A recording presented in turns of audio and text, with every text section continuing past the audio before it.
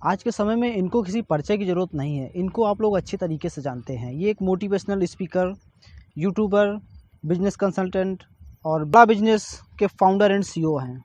जी हाँ, मैं बात कर रहा हूँ डॉक्टर विवेक बिंद्रा की। आज इन्होंने अपने आप को और इस देश को जिस मुकाम पे पहुंचाया है वो तो आप सभी लोग जानते हैं। लेकिन इन्होंने अपने करियर की शुरुआत कैसे की थी, कब की थी, इनके शुरुआत से लेकर यहाँ तक की जर्नी कैसी रही, इन्होंने कितना स्ट्रगल किया, ये बहुत कम लोग ही जानते हैं। तो इसी विषय में आज चर्चा करेंगे। नमस्कार, मैं मिस्टर अजय। स्वागत है आपका मिस्टर अजय मिलेनियन मोटिवेशन में। इनका जन्म 5 अप्रैल 1982 को लखनऊ में हुआ था। जब ये 3 वर्ष के थे तब इनके पिताजी का देहांत हो गया था और इनकी माताजी ने दूसरी शादी कर ली। लेकिन ये अपने चाचा जी के साथ में रहने लगे। कुछ टाइम के बाद ये दिल्ली आ गए। वहाँ पे इन्होंने अपनी स्कूल की पढ़ाई शुरू की। पढ़ाई के साथ साथ ये खेल कूद में भी अच्छे थे। इन्होंने अपने स्कूल की पढ़ाई वहाँ से कंप्लीट कर ली। उसके बाद इन्होंने जेवियर कॉलेज में बीबीए में एडमिशन लिया, वहाँ से बीबीए कंप्लीट कर लिया। एमिटी बिजनेस कॉलेज नोएडा से इन्होंने अपनी एमबीए की पढ़ाई पूरी की। एमबीए की पढ़ाई के बाद इनका admission university of fees London में हो गया था, लेकिन पैसों की समस्या होने की वजह से ये वहाँ पे नहीं जा सके। पैसों की समस्या थी इनको काफ़ी। ये अपनी पढ़ाई का खर्चा खुद निकालते थे, बच्चों को ट्यूशन पढ़ाते थे, उससे अपनी पढ़ाई का खर्चा निकालते थे।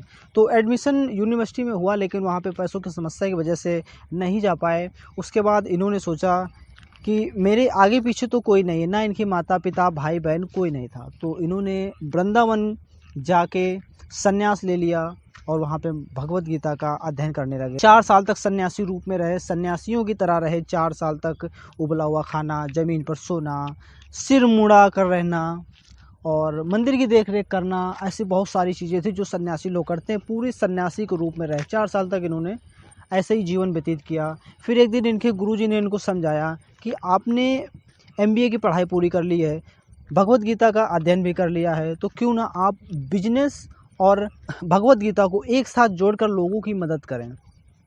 इनको उनकी बात समझ में आ गई। बस वही इनका टर्निंग पॉइंट था, इनके लाइफ का टर्निंग पॉइंट था वहीं पे। तब इन्होंने अपना एक बिजनेस प्रोग्राम शुरू किया। ये ट्रेनिंग देते थे। शुरुआत में इन्होंने ट्रेनिंग इंग्लिश में शुरू की। इंग्लिश में लोगों को ट्रेनिंग देते थे और ज़्यादातर ये ट्रेनिंग विदेशों में करते थे। फिर उन्होंने एक दिन देखा कि अगर अपने देश भारत को आगे ले जाना है तो मुझे ट्रेनिंग प्रोग्राम हिंदी में लाना होगा, तभी हमारा देश भारत तरक्की करेगा। वहाँ पे अपना एक ऑफिस सेटअप बनाया। फिर इनको कुछ एम्प्लॉयज़ की भी ज़रूरत थी। इन्होंने इंटरव्यू रखा। इंटरव्यू देने काफ़ी लोग आए।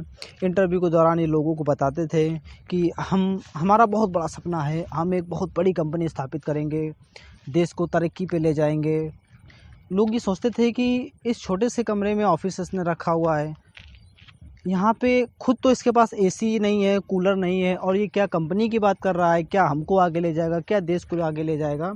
तो लोग इनसे नेगोशिएट नहीं करते थे, बातचीत नहीं करते थे, तो चले जाते थे। फिर कुछ लोगों ने ज्वाइन किया। कंपनी शुरू होने के बाद इनके सामने एक अभी भी समस्या थी, वो थी वॉशरूम की।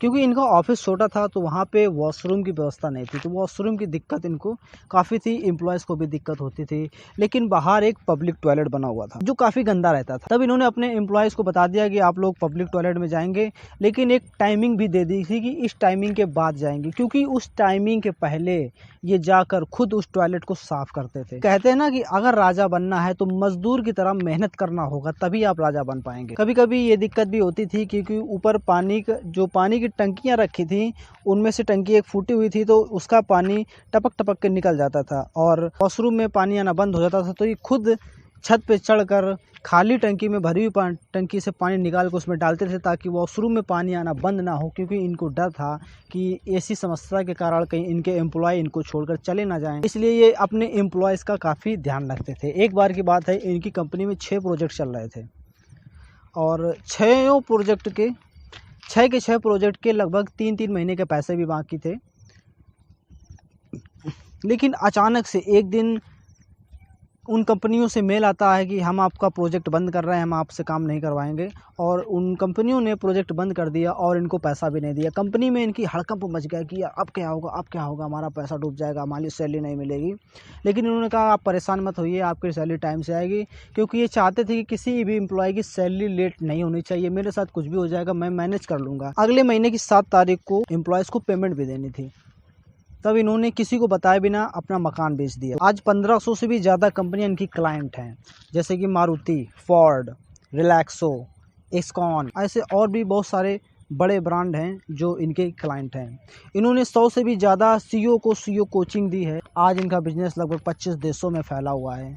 इन्होंने 10 हाई पावर मोटिवेशन बुक्स भी लिखी हुई हैं और इनका एक यूट्यूब चैनल है जो कि विश्व में नंबर 1 चैनल है एंटरप्रेन्योरशिप के मामले में। अगर इनकी नेटवर्थ की बात करें तो लगभग $7 मिलियन, यानी कि लगभग 50 करोड़ रुपए है। आई होप इनकी कहानी को आपने अच्छे तरीके से समझा होगा और ये वीडियो आपको अच्छा लगा होगा। वीडियो को लाइक करें, चैनल को सब्सक्राइब करें और इस वीडियो को अपने दोस्तों के साथ शेयर जरूर करें। ऐसे और किस लीडर की कहानी आप जानना चाहेंगे कमेंट में जरूर बताएं। मिलते हैं नेक्स्ट